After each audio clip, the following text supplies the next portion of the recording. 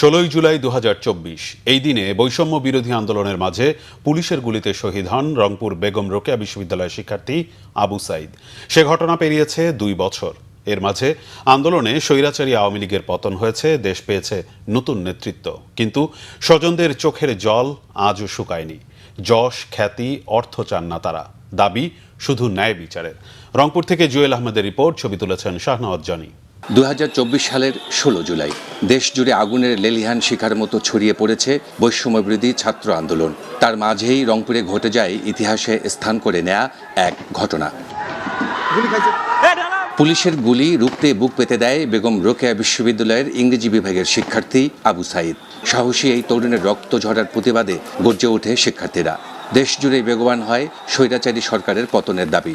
আবু সাইদের আত্মত্যাগ রচনা করে নতুন এক বাংলাদেশের পথ। রংপুরের পার্কের মোড়ে আবু সাইদের বুলেটের সামনে বুক পেতে দেওয়ার যুগান্তকারী ঘটনা আলোড়ন তোলে বিশ্বজুড়ে। সেদিন অন্যায় আর বৈষম্যের বিরুদ্ধে দাঁড়িয়ে আবু সাইদ জীবন দিলেও তাকে হারানোর বেদনা আজও তাড়া করে পরিবারকে। তার মৃত্যুর পর পেরিয়েছে 2 বছর।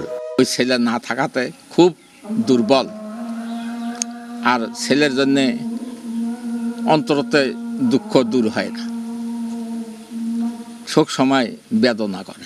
যে যা বিচার করছে ওটা আমার মনোনীতভাবে হয়ই নাই। তা যাই হোক, যেটাই করছে সেটা যেন অতি দূরত্বে কার্যকর করা হয়, এটা আমার সরকারের কাছে দাবি। বিচারটা আমি দেখিয়ে যেন মরে যেতে পারি। স্বজনরা জানিয়েছেন, যশ, খ্যাতি, অর্থ, বিত্ত কিছুই চান না তারা। দাবি শুধু একটাই, আবু সাইদ হত্যার বিচার। যেরকম গোটা বিশ্ব দেখছে আমার ভাইকে যে গুলি করতেছে, ওই রকম যেন ঊর্ধ্বতন কর্মকর্তা শেখ হাসিনা যে আদেশ করছে যে ছাত্রক মারো, অকজানি ওই রকম করে ভারত থেকে আনে ফাঁসি দেওয়া হয়, ওই রকম করে মারা হয়। কোনো বিনিময়ের সাথে আবু সাইদ না। আবু সাইদ একটা দেশের গর্ব ছিল, যার কারণে সকলেই এখানে মুক্তি পাইছে। একটা স্বৈরাচার সরকার থেকে আমরা সকলে মুক্তি পাইছি। দক্ষিণ অঞ্চলের মানুষ জানে যে রংপুরে অনেক আবু সাইদকে ঘিরে উন্নয়ন হচ্ছে, কিন্তু আমাদের এখানে কোনো উন্নয়নই হয়নি। আবু সাইদের বীরত্বপূর্ণ মৃত্যুকে সমাজ, রাজনৈতিক ও তাত্ত্বিক কাঠামোতে বিশ্লেষণ করা জরুরি বলে মত বিশ্লেষকদের। শহীদ আবু সাইদ শুধু একটি নাম নন, তিনি তারুণ্যের সাহস, প্রতিবাদ আর আত্মত্যাগের প্রতীক। তার রক্তে জেগে উঠেছিল স্বৈরাচারের বিরুদ্ধে প্রতিরোধ, যার ঢেউ ছড়িয়ে পড়েছিল সারা দেশে। সেই আন্দোলনের পথ ধরেই জন্ম নিয়েছে নতুন বাংলাদেশের প্রত্যাশা।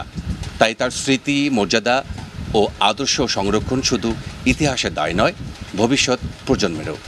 জুয়েল আহমেদ, বাংলা ভিশন, পীরগঞ্জ, রংপুর।